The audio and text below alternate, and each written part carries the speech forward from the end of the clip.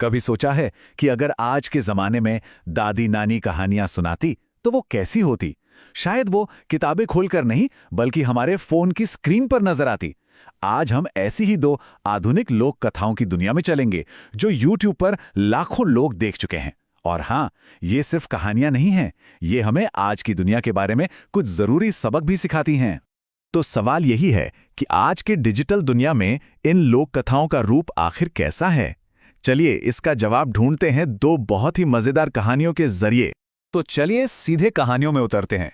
पहली कहानी है बंटी की, एक ऐसा चोर जो अपने खाना बनाने के हुनर से जेल की सलाखों को भी चकमा दे देता है। और दूसरी कहानी है अर्जुन की, एक शहर का लड़का जिसका गांव में एक मॉडर्न रेस्टोरेंट खोलने का सपना पुरानी परंपराओं से जा टकराता है। तो शुरुआत करते हैं हमारी पहली कहानी से।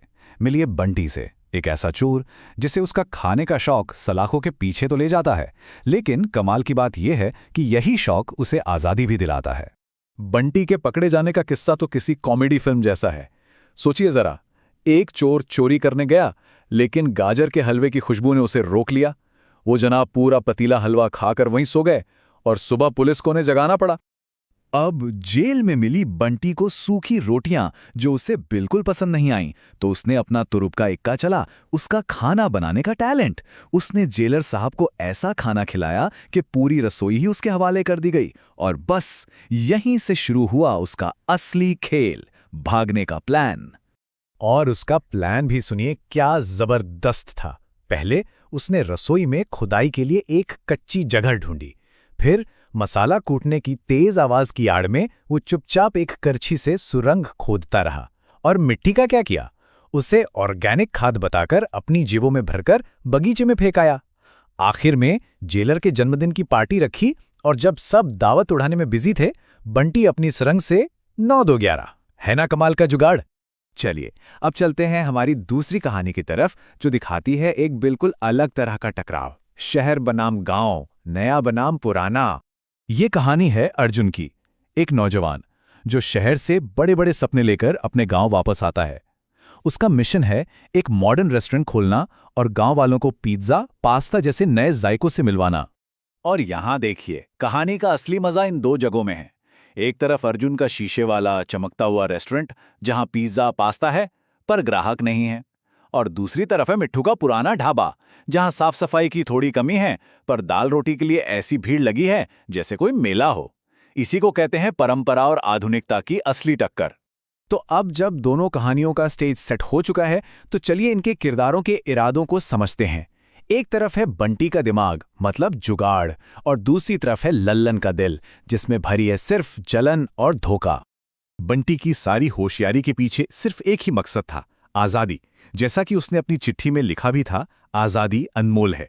उसका जुगाड़ किसी को नुकसान पहुंचाने के लिए नहीं था, वो तो बस अपनी जिंदगी वापस चाहता था। और अब देखिए दूसरी कहानी का विलन, लल्लन। वो जलन के मारे मिट्ठू के ढाबे की झूठी शिकायत कर देता है। और बात यहीं खत्म नहीं होती, वो इसका इल्जाम अर्जुन पर डाल देता है ताकि दोनों की लड़ाई हो जाए। यहां धोखा किसी आजादी के लिए नहीं, बल्कि सिर्फ दूसरे को बर्बाद करने के लिए है। कितना बड़ा फर्क है ना? ये टेबल तीनों किरदारों की सोच को बिल्कुल साफ कर देती है। देखिए, बंटी जब मुश्किल में पड़ा तो उसने जुगाड़ से रास्ता बनाया।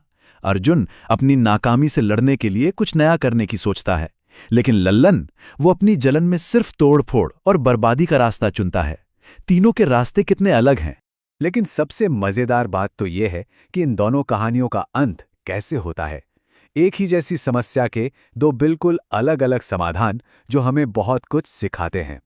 पहली कहानी का अंत होता है बंटी की पर्सनल जीत से।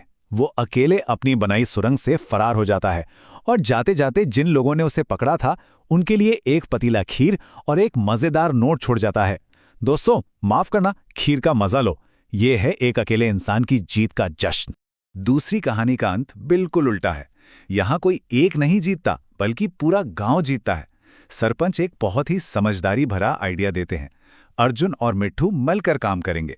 मतलब मिट्ठू का जबरदस्त देसी स्वाद और अर्जुन की मॉडर्न साफ सफाई। इसे कहते हैं सबका साथ सबका विकास। तो आखिर इन दोनों कहानियों से हमें सीखने को क्या मिलता है? ये डिजिटल लोक कथाएं हमें आज के समाज के बारे में क्या बता रही हैं?